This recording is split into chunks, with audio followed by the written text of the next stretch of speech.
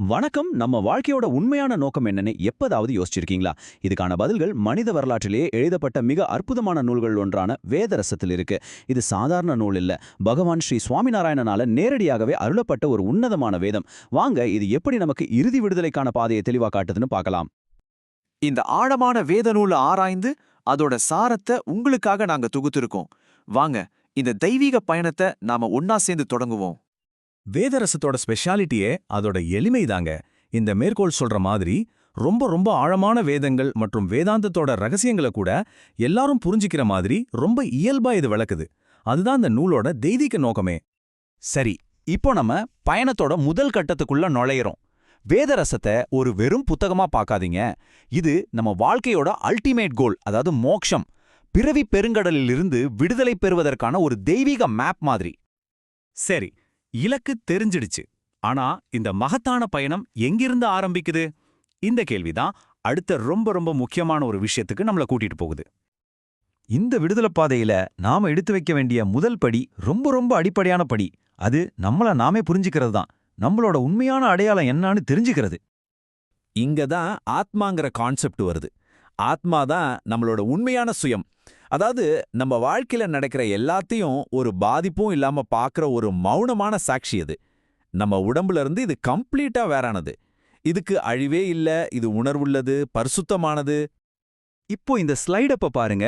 ஆத்மாவுக்கும் உடம்புக்கும் உள்ள வித்தியாசத்தை இது எவ்வளவு அழகா காட்டுது. ஆத்மா நித்தியமானது, அதுக்கு மாற்றமே இல்ல.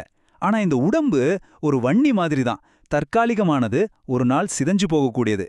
இந்த வேறுபாட்டை நம்ம ஆழமா புரிஞ்சுக்கிட்டாலே பற்றின்மை தானா வளரும். அதனால முக்கியமான விஷயம் இதுதான். இதை வெறும் அறிவா மட்டும் வச்சுக்கிட்டா பத்தாது. இது நம்மளோட ஆழமான அசைக்க முடியாத நம்பிக்கையா மாறணும். ஆன்மீக முன்னேற்றத்துக்கு தேவையான அந்த மந்திரம், நான் இந்த உடல் அல்ல, நான் ஆத்மா. இந்த நம்பிக்கை தான் நம்ம பயணத்தோட அஸ்திவாரம். ஓகே, நம்மளோட உண்மையான சுயம் ஆத்மான்னு தெரிஞ்சுக்கிட்டாச்சு. அடுத்தென்ன?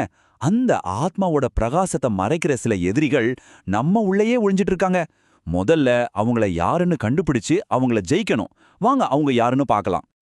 நம்மளோட முதல் மற்றும் மிகப்பெரிய எதிரி அகங்காரம். நம்ம பேச்சு வழக்குல சொல்ற ஈகோ.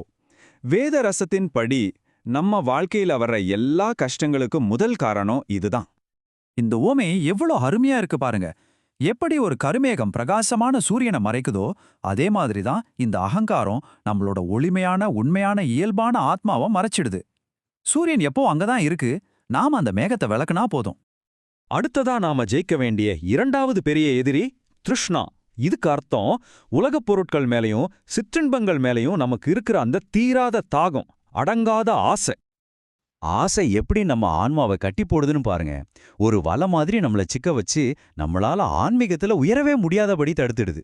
இந்த வலைய நம்ம அறுத்தெறிஞ்சா மட்டும்தான் விடுதலை சாத்தியம். சரி, எதிரிகள் யாருன்னு இப்ப தெளிவா தெரிஞ்சிடுச்சு. இப்போ அந்த எதிரிகளை ஜெயிக்கிறதுக்கு என்ன கருவிகள் இருக்கு, யாரு நமக்கு வழிகாட்டுவாங்கன்னு பாப்போம். விடுதலைக்கான பாதைக்கு இந்த 3 விஷயங்கள் ரொம்ப முக்கியம். 1, கடவுள் மேல அசைக்க முடியாத அன்பு. 2வது, எப்பவும் பரமாத்மாவையே நினைச்சிட்டு இருக்கிறது. 3வது, ரொம்ப ரொம்ப முக்கியமானது, சத்சங்கம், அதாவது உண்மையான சாதுக்களோட துணை.